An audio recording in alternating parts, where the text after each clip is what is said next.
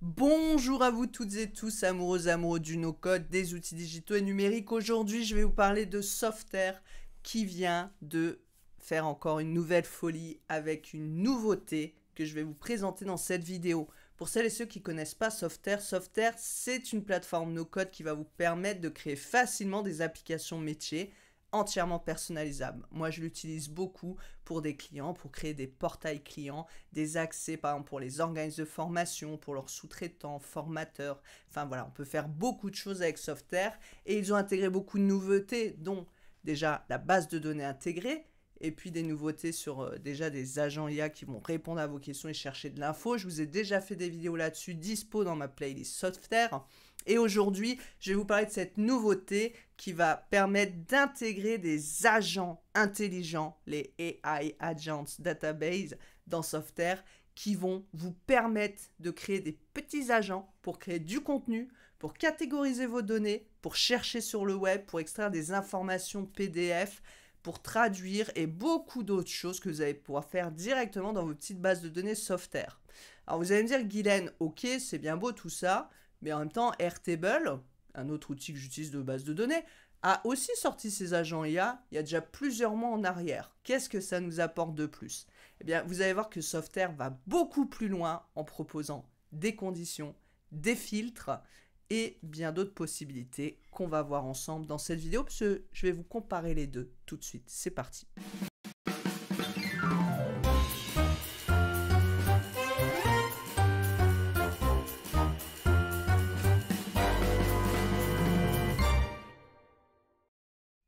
Alors c'est parti, on va se retrouver tout de suite sur mon écran pour que je vous fasse cette démo des différences entre les agents IA sur Airtable et Softair et vous montrer que Softair va beaucoup plus loin et vous offre beaucoup plus de possibilités.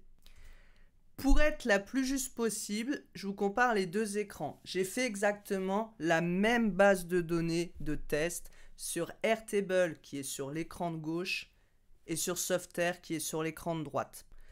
Ici, donc à gauche sur Airtable, cette base de données, on a le nom de l'entreprise, un site web, information sur l'entreprise, recherche sur l'entreprise. On va mettre un fichier PDF pour l'analyser avec son agent IA. Et ensuite, on va faire un petit exemple avec un changement de statut si quelque chose est payé ou pas. Hop. Alors, je vais juste enlever ça pour qu'on voit un peu mieux. Et donc là, sur Softair, pareil, on a le nom de l'entreprise, le site web, les informations, recherche sur l'entreprise, PDF, analyse PDF, payer, statut. Alors, avant de rentrer une information qu'on va tester, sur Airtable, ici, quand on veut mettre un agent IA, un agent de champ IA, donc la colonne, on a la possibilité de build a field agent, ou alors voilà, on a directement, il catégorise un petit peu, il nous donne un catalogue assez complet, même peut-être trop complexe, où on va pouvoir faire ces données. Donc il suffit de choisir le type de colonne qu'on veut. Ici par exemple, j'ai créé info sur l'entreprise.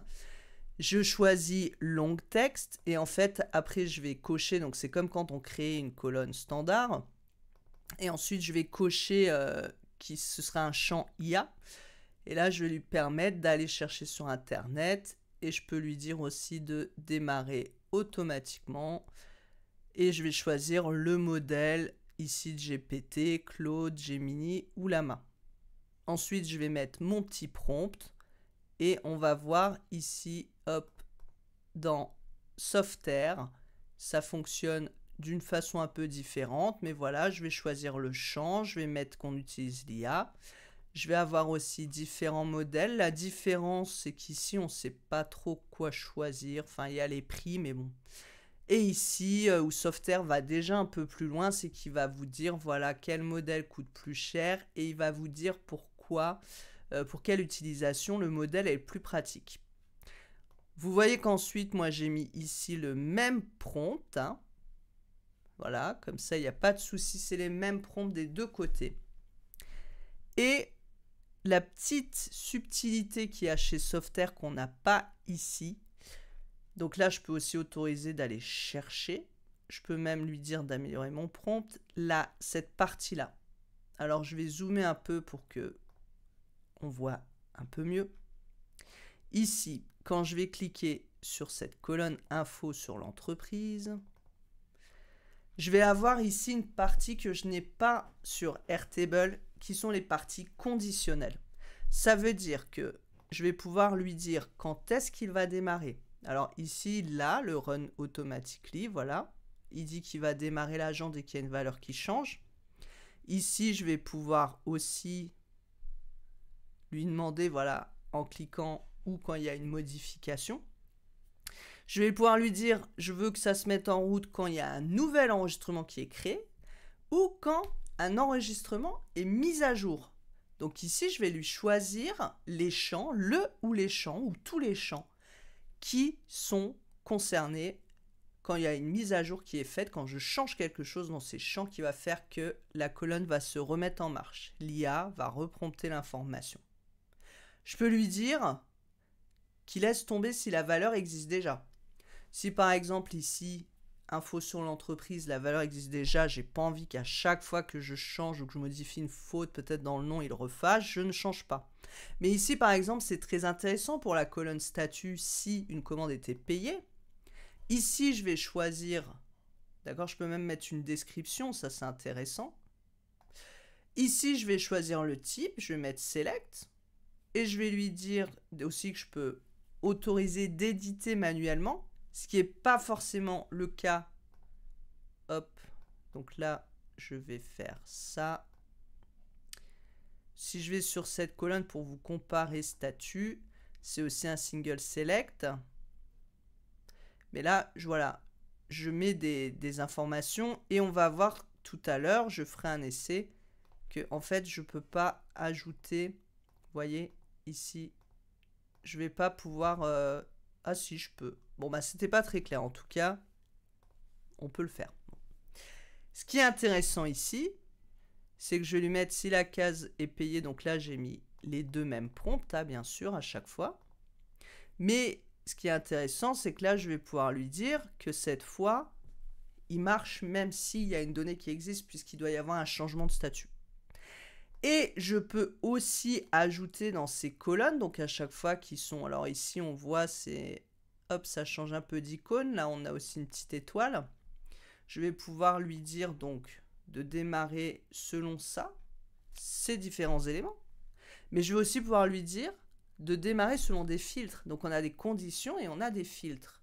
Donc je vais pouvoir lui dire, tu démarres, par exemple, si le nom de l'entreprise est un tel, ou si le statut est payé, ou si, par exemple, vous voulez traduire un texte en anglais, mais que le texte que vous récupérez est déjà en anglais, vous n'allez pas le retraduire en anglais. Donc vous allez pouvoir dire si le texte n'est pas en anglais, d'accord?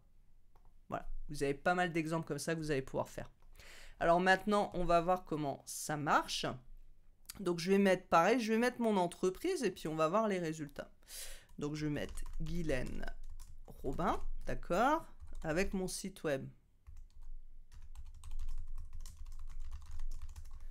Voilà, donc là je copie et hop, je colle et je copie et je colle. Donc là des deux côtés il va chercher l'information. Alors il est un peu plus rapide sur Softair aussi. Ici, vous voyez, il faut que je le run parce que je n'ai pas mis run automatically. Alors ça vient juste de sortir sur Airtable, hein, alors que ça l'était déjà sur Softair, vous voyez. Donc ici, j'ai déjà toutes les informations qui ont été rentrées. Là, il est encore en train de chercher.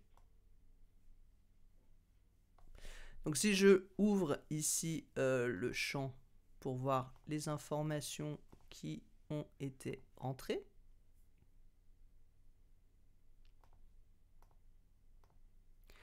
Il m'a mis solution digitale clé en main.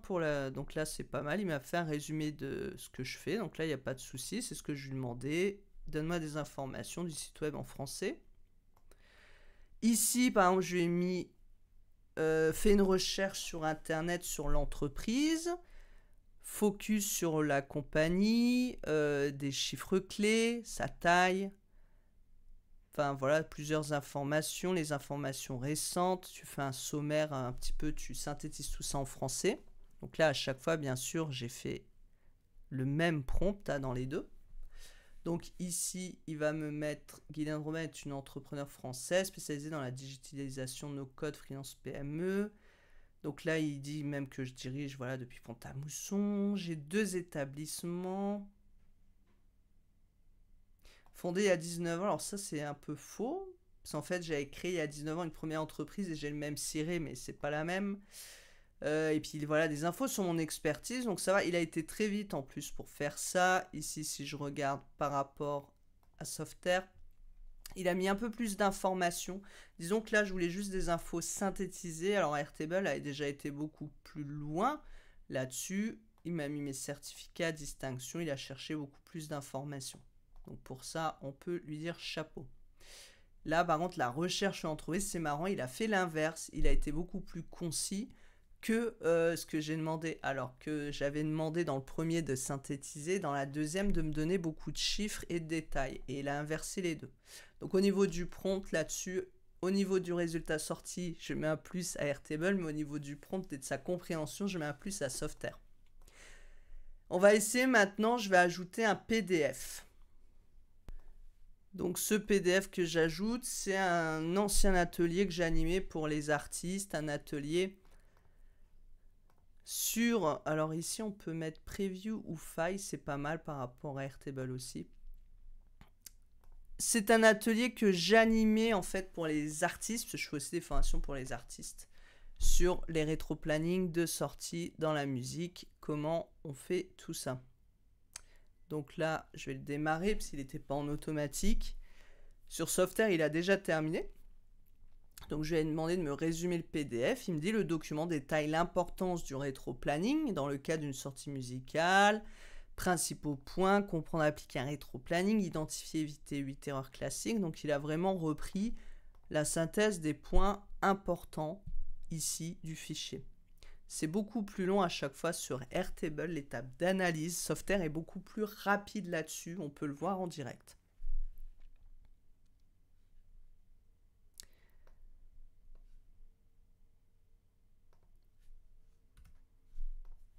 Donc vous voyez, c'est quand même un peu beaucoup plus long dans l'analyse. Résumé concis. Voilà, ce document est un guide pratique pour organiser la sortie d'un projet musical en utilisant une stratégie de rétro-planning. Donc bon, c'est pas mal aussi. Les principaux enseignements. Donc là, c'est pas mal. Il me sort les principaux enseignements. Il m'a déjà fait une checklist par contre par rapport à ici, où on a les principaux points très rapidement. Ici, il y a vraiment les points importants qui sont listés. Après, on pourrait améliorer le prompt à droite, sachant que Softair, c'est très récent que ça sort. Là, c'est maintenant que la fonctionnalité est disponible. Donc, clairement, ça va aller qu'en s'améliorant. Et ici, donc le petit bouton payer, c'était pour un exemple. On va voir, normalement, si je clique, si c'est payé. Ici, hein, j'avais mis le prompt quand la case payé est cochée, mais le statut payé. Si la case n'est pas cochée, mais le statut à payer. Sachant que ça, ce sont des choses à chaque fois que j'ai mis des deux côtés. Vous voyez, dans le fichier select. Ah, ici, c'est dans les settings. Donc on va essayer. Ici, normalement, si je coche, il va me mettre payé. Donc vous voyez, il est toujours plus rapide sur Softair. Là, il ne comprend pas. J'ai coché, il m'a mis à payer. Bon. Et si je décoche, normalement, il doit mettre à jour. Et là, on va voir que sur Softair, il met à jour. Et là, il a du mal à comprendre. Il faut que je le réactualise. Voilà. En fait, il ne veut pas réactualiser. Hein. Après, on peut essayer de le mettre en anglais. Mais honnêtement, j'ai testé, ça n'a pas mieux marché.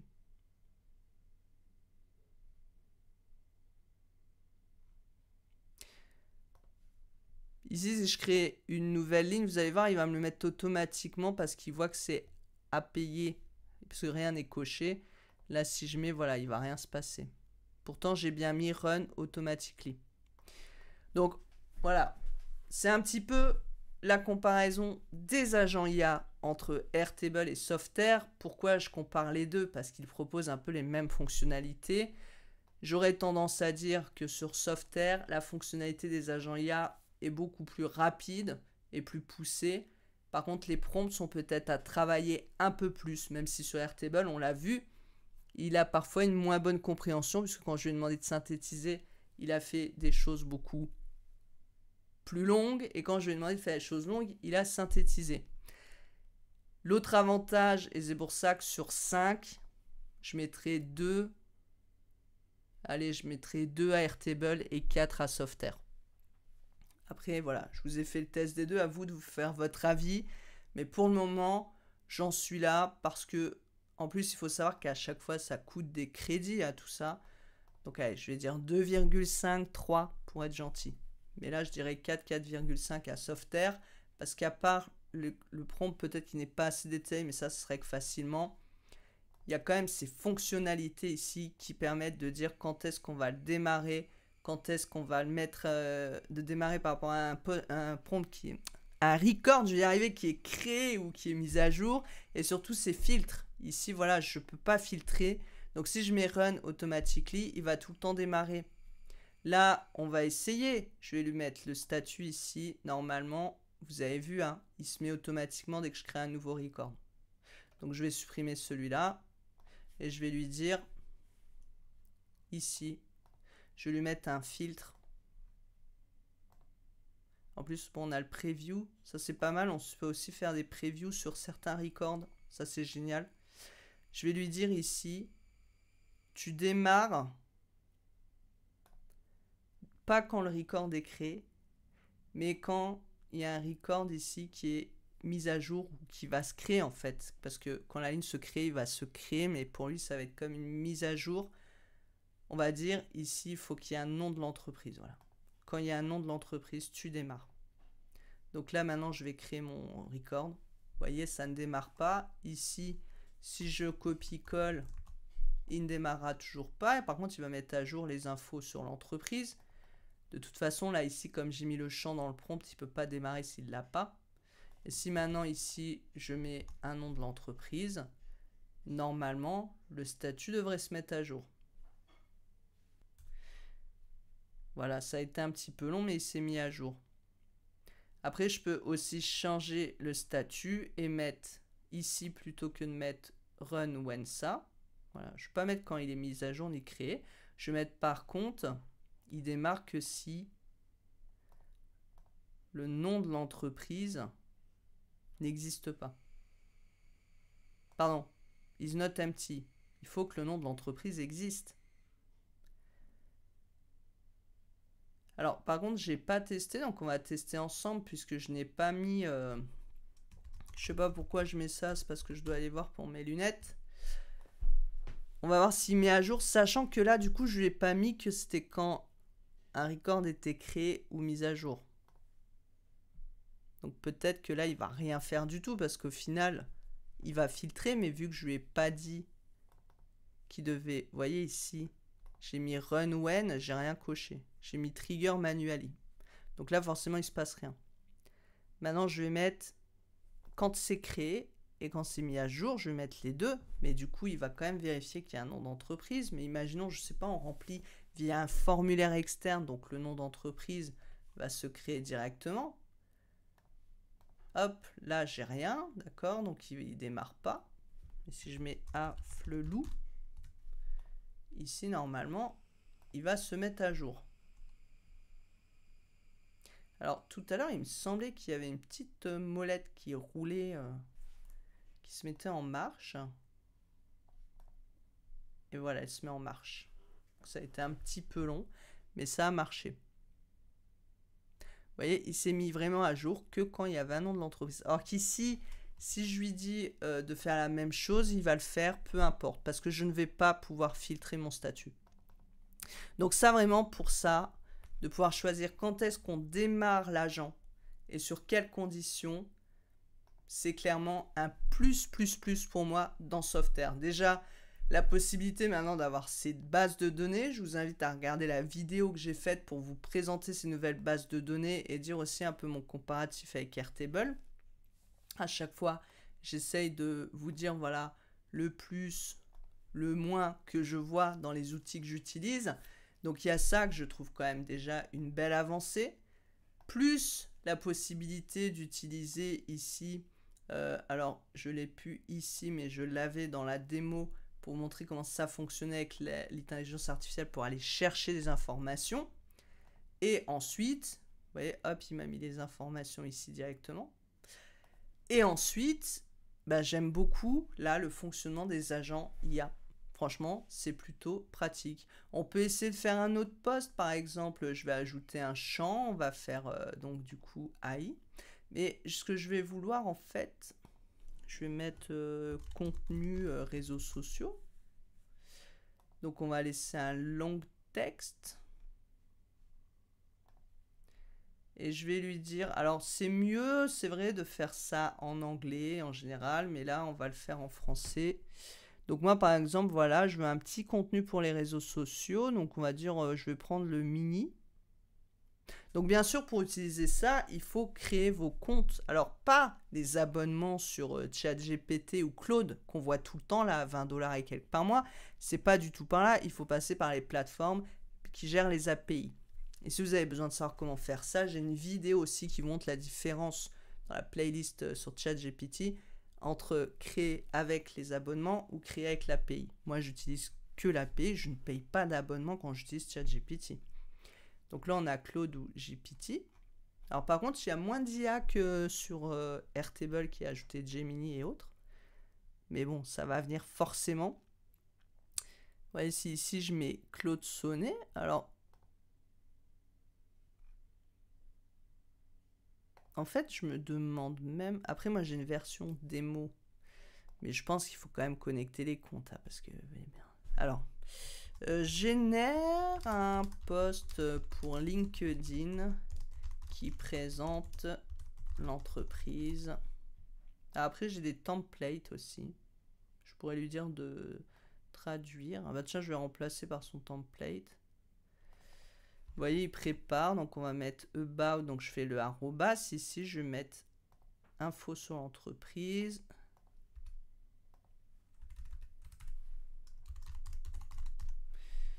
Voilà, bon ça, peu importe. Ici, c'est juste pour la démo, mais vous voyez, on peut faire pas mal de choses. Donc ici, il va pas se mettre en route parce que ben, il va falloir que je le fasse manuellement parce que j'ai pas coché qui démarre automatiquement, etc. Donc vous voyez, il a été très vite. Découvrez comment notre entreprise révolutionne la digitalisation et l'automatisation pour les organismes de formation, VAE, coach et freelance avec des solutions de no-code. On propose des audits, automatisation de process, formation, pack de templates, accompagnement personnalisé. Voilà, c'est génial, ça résume plutôt bien ce que je fais. Donc ça pourrait être sympa. Donc on pourrait, enfin moi je vois plusieurs cas pratiques, bien sûr, de ces agents, parce qu'on pourrait avoir une liste, une base de données de nos prospects, et comme ça lui demander de nous préparer, de rédiger des pré-mails en fait, selon les informations de l'entreprise, ou pour faire des analyses, des points forts, points faibles des entreprises, la concurrence, enfin il y a énormément de choses qu'on peut faire, ou de la traduction de postes. Si par exemple... comme ma base de données de pack communication digitale, imaginons que je souhaite traduire mes posts dans plusieurs langues, ben je vais pouvoir mettre des agents IA comme ça, sans aller dans Make ou Zapier ou N8N ou je ne sais quoi, et lui demander de traduire les choses, il le fera directement dans la base. Donc franchement, c'est une belle avancée, bravo Softair pour tout ce que vous faites et développez en ce moment pour les no-codeurs et les utilisateurs, et je vous dis à bientôt dans une nouvelle vidéo.